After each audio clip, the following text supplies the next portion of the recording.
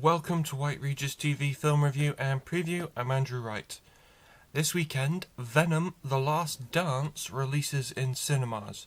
The film is the sequel to 2021's Venom: Let There Be Carnage, and is the third and final film in the Venom trilogy.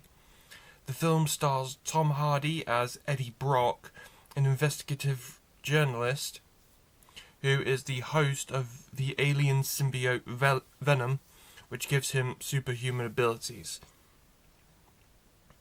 This film revolves around Eddie and Venom going on the run across America when they are hunted by both of their worlds, so by the American government and by the creator of the symbiotes, Null, played by Andy Serkis. The film also deals with the fact that Tom Hardy crossed over to the MCU at the end of the last film. So, if you may remember from the end of Venom: Let There Be Carnage, there was a post-credit scene where Tom Hardy warped to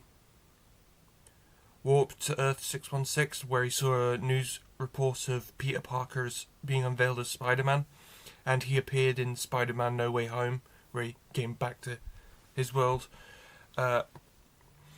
The film has received mixed to negative reviews so far from critics, so similar to the previous films in the trilogy. But the films are popular with fans, including me, because I really like the first two Venom films, so the critics' opinions don't really play a factor here. Venom: The Last Dance is in cinemas this weekend. This week, the fantasy comedy film Harold and the Purple Crayon was released on home video. The film is it's a sequel to the 1955 book of the same name, and stars Zachary Levi as Harold, a man who has a purple crayon which makes whatever he draws come to life, with the film revolving around Harold from the book growing up in the book, and then he draws himself out of the book and into the real world, only for him to have a lot to learn about the real world. The real world's not such a nice place as he thought it was. The film was a box office bomb and failed with critics. From what I've seen, it largely seems to have connected with wider audiences. The audiences that seen it liked it.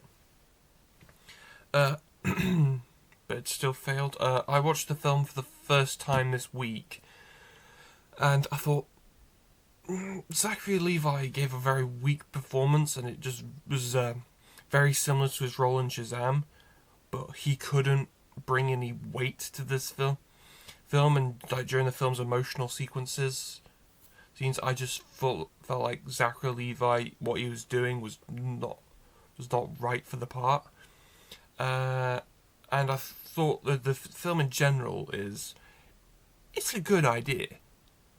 Seen it done before, but it's a good idea, but the film is generally too childish and infantile for its core PG rated audiences.